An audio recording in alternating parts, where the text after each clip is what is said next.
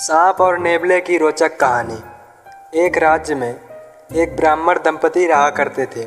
उनकी शादी के कई साल हो जाने के बाद भी कोई संतान न होने की वजह से ब्राह्मणी काफ़ी दुखी रहने लगी थी।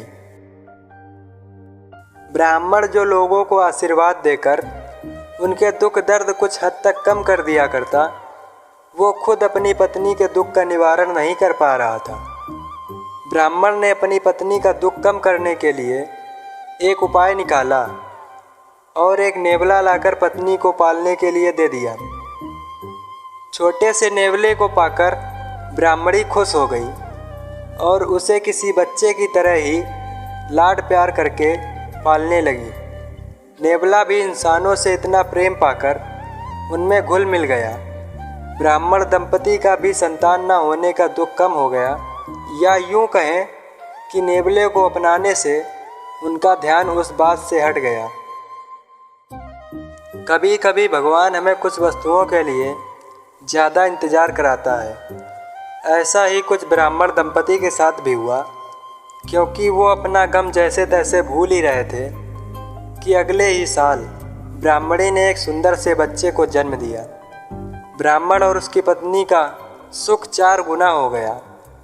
वे अब अपने बच्चे को और नेवले को साथ में ही पाल पोस कर बड़ा करने लगे।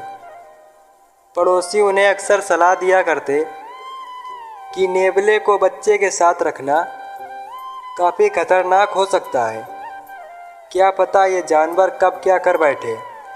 लेकिन दंपति को नेवले पर पूरा भरोसा था, क्योंकि जब से उसे अपने घर में लाए थे तब से लेकर उसने कभी ऐसी कोई हरकत नहीं की थी जो उसे ना करनी चाहिए। खैर, ऐसे ही कुछ महीने बीत गए। एक दिन ब्राह्मणी का व्रत था, इसलिए वो अपने पति को बच्चे का ध्यान रखने को कहकर मंदिर चली गई। जब ब्राह्मणी मंदिर गई थी तभी ब्राह्मण को राजा के महल से एक यज्ञ करवाने के लिए बुलावा आया। ब्राह्मणी पूजा पाठ और भजन में इतनी खो गई थी कि उसे समय का कोई भान ही नहीं रहा। दूसरी तरफ ब्राह्मण अधीर हुआ जा रहा था, क्योंकि राजा के महल से रोज़ रोज़ तो बुलावा आता नहीं था और राजा से इतनी बड़ी दक्षिणा, भोजन और दागिने मिलते थे कि उसके पूरे वर्ष की काम की भरपाई हो जाती थी। ब्राह्मण ऐसा मौका चूकना नहीं चाहता था। पत्नी का कोई अता पता नहीं था, इसलिए ब्राह्मण अपने पड़ोसी के पास गया तो वो भी गांव गए हुए थे। अंत में ब्राह्मण ने सोचा, ब्राह्मणी काफ़ी देर से मंदिर गई हुई है, वो कुछ ही मिनटों में लौटती ही होगी, इसलिए वन पालतू नेवले को अपने बच्चे को सौंप कर राजा के यहाँ निकल गया। नेवला अपने मालिक की बात मानकर किसी आज्ञाकारी बेटे की तरह बच्चे के पास बैठकर उसके ऊपर नज़र रखने लगा। कुछ देर बाद बच्चे की पैरवी कर रहे नेवले की नज़र बच्चे की तरफ तेज़ी से बढ़ते हुए सांप के ऊपर पड़ती है और नेवला बच्चे को कोई नुकसान ना हो इसलिए सांप पर पूरे जी जान से टूट पड़ा। 20 मिनट तक कड़ी लड़ाई के बाद नेवला सांप को मारने में सफल हुआ और उसने सांप के टुकड़े टुकड़े कर दिए। सांप के खून से नेवले का मुंह और हाथ भीग गए। आंगन में मंदिर से लौटती ब्राह्मणी और योगा नियोग तभी महल से लौटे ब्राह्मण की आहट सुन नेवला तुरंत दरवाजे के पास आया और अपने मालिक मालकिन को एक साथ देख खुशी से उछल कूद करने लगा।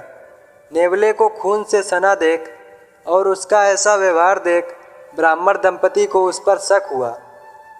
उसके मन में अपने बच्चे के बारे में बुरे बुरे ख्याल आने लगे। उन्हें पड़ोसियों की वो बातें भी याद आने लगीं। नेवला तो आखिर एक जानवर है और जानवर का क्या भरोसा। ब्राह्मणी ऐसे विचारों के कारण रोने लगी तो ब्राह्मण का गुस्सा और भी बढ़ गया। उसने ना आगा देखा ना पीछा, आंगन में पड़ा एक डंडा लिया और नेवले को पीट पीट कर मार दिया।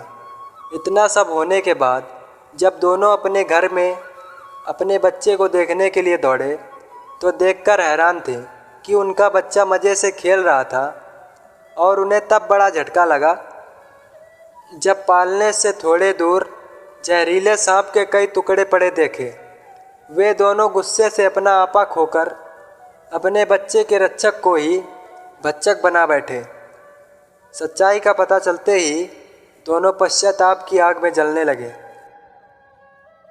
दोस्तों, पुराने ज़माने की ये रोचक कहानी हमें वही पुरानी मगर काफ़ी महत्वपूर्ण बातें सिखाती है कि गुस्सा नहीं करना चाहिए, या गुस्सा आ भी जाए तो उस वक्त कोई फैसला या काम नहीं करना चाहिए, क्योंकि इतिहास गवाह है गुस्से से और गुस्से में लिए गए फैसलों से हमेशा अनर्थ ही होता है। तो दोस्तों, आपको यह स्टोरी कैसी लगी कमेंट के माध्यम से ज़रूर बताएं। अगर आपको हमारी स्टोरी अच्छी लग रही है तो लाइक सब्सक्राइब ज़रूर करें। कहानी सुनने के लिए धन्यवाद।